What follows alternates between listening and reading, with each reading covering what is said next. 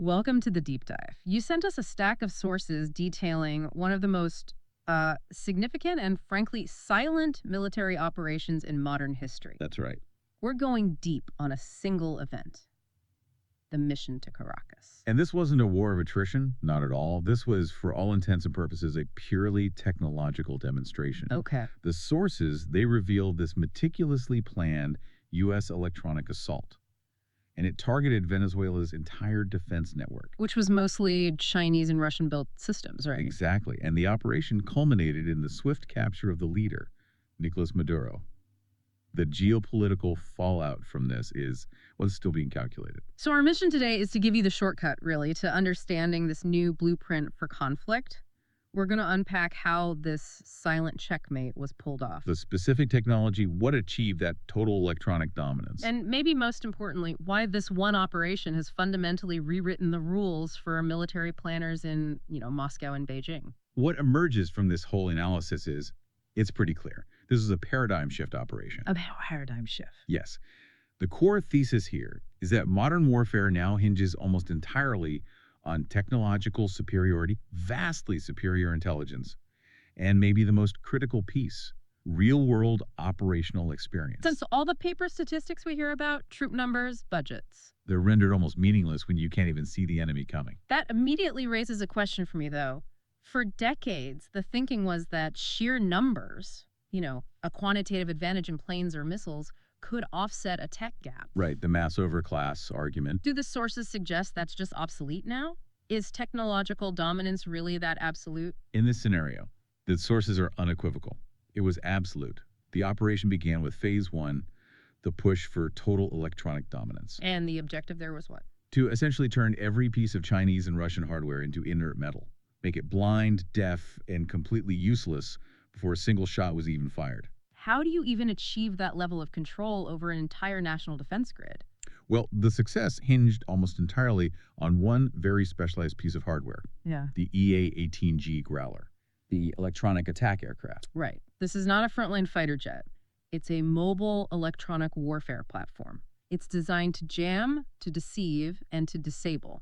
And the sources strongly suggest that this operation featured a specific upgrade, the new ALQ-249 Next-Gen Jammer Pod. Yes, and that is critical. We're talking about a system with over 10 times the effective radiated power of older jamming equipment. Okay, so 10 times the power. What does that actually mean in a combat scenario? Is it just louder, or is it something else? It's the difference between shouting over someone and completely erasing their ability to speak. Wow. Think of older jammers as just creating static.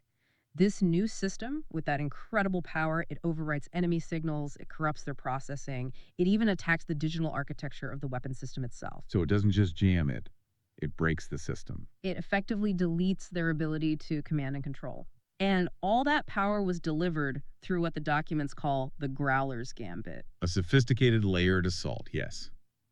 It was directed specifically at the core of Venezuela's air defense, the Chinese J-27 radar. So what was the first layer of this attack? The first prong was deception, Yeah. pure information overload. The Growler essentially flooded the J-27 radar with just a swarm of false targets and phantom signals. So if you're the Venezuelan operator on the ground, your screen it lights up like a Christmas tree. Exactly. It's suddenly not 3 incoming planes, but dozens, maybe hundreds, all moving at conflicting speeds and directions. And that achieves two things, I'd imagine. It does.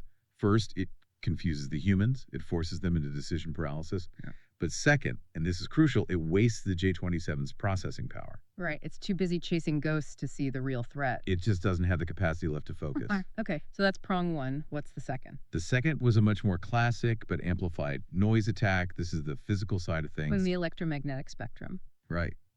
They emitted powerful, directed radiation signals that just poured into the J-27's antenna, filling the system with white noise. So if deception is an information attack? Noise is a sensory attack. It makes it physically impossible for the operators to distinguish the real target signature, the signal, from that overwhelming static. You just can't filter it out. And the third prong, which to me speaks volumes about the tech disparity here, was pure exploitation. It really was. This wasn't just about throwing better tech at the problem. It was about knowing the enemy's weaknesses. Exactly. The sources highlight that the underlying architecture of the Chinese radar was, well, relatively simple, predictable. It just lacked the sophistication to counter what the Growler was doing. What does that mean, lack sophistication? It couldn't handle the frequency agile jamming techniques. The U.S. system could rapidly shift its attack across different frequencies and signal types, and the J-27, it just couldn't keep up. So it was designed for an older kind of fight. It was designed to counter a threat from a decade ago, not the digital warfare of today. So the Growler, with that 10 times power pod, achieves the silent checkmate in the air. It takes the eyes and ears of the entire defense system offline, instantly. That's the key. And that electronic success takes us right into phase 2, the cascade of failure. Let's connect the dots here. What happens when that central nervous system, what planners call C4ISR, is severed? What's the immediate effect on the field? The sources paint a devastating picture.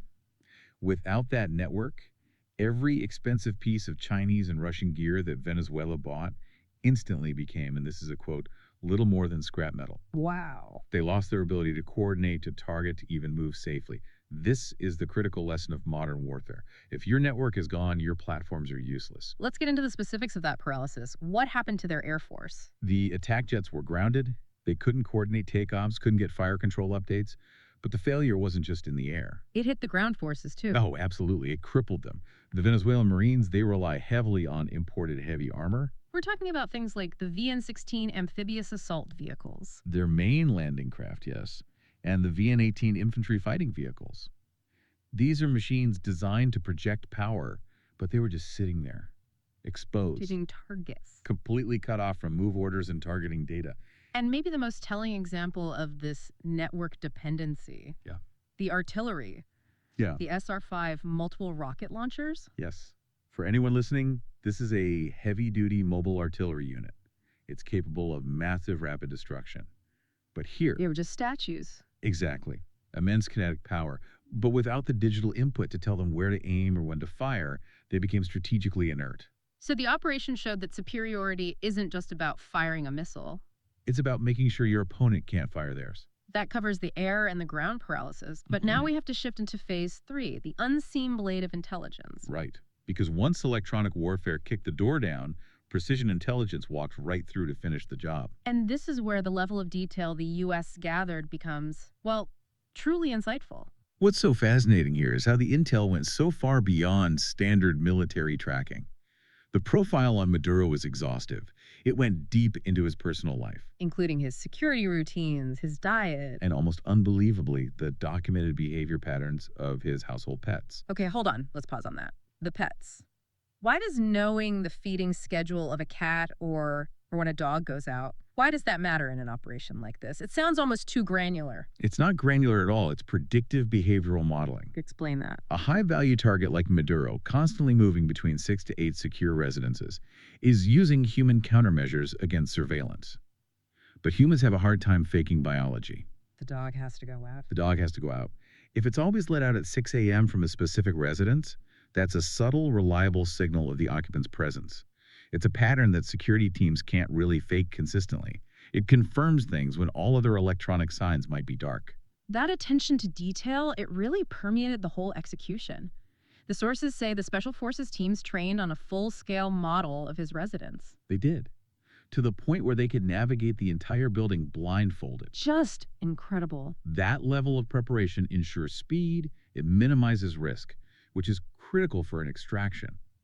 And it all ties back to the sheer volume of intelligence they had. Maduro was constantly rotating locations. That they pinpointed him. Pinpointed his exact location just hours before the strike. And the final piece of that puzzle, what locked him down. The documents reveal they confirmed his location right after he met with a Chinese envoy.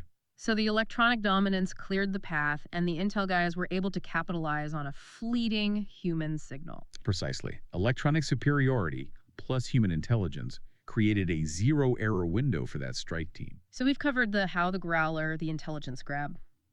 Now let's pivot to phase 4, the strategic stakes, the global message. I mean, why Caracas? The immediate motivation, according to the sources, is Venezuela's immense natural wealth. The richest prize in the hemisphere. Securing Venezuela means securing what the sources call the largest undeveloped energy and mineral reserves in the Western Hemisphere. The numbers are just staggering. We're talking #1 in the world for oil reserves. Over 300 billion barrels. That's more than Saudi Arabia. It is. They are also number 8 globally in natural gas, over 5 trillion cubic meters. And it doesn't stop there. No. Number 3 in the world for bauxite, number 4 for gold, over 800 tons of it, and number 4 for iron ore. The documents are pretty clear on this point.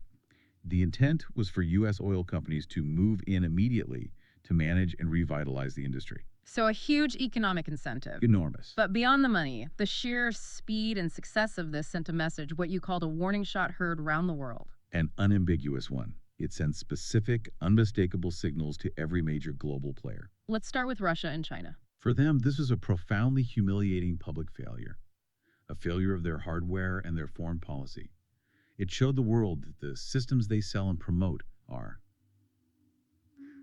well, they're fundamentally inferior when tested against a top-tier competitor. The systems their reputation is built on. Failed catastrophically. And for a country like Iran, a chilling demonstration of U.S. reach.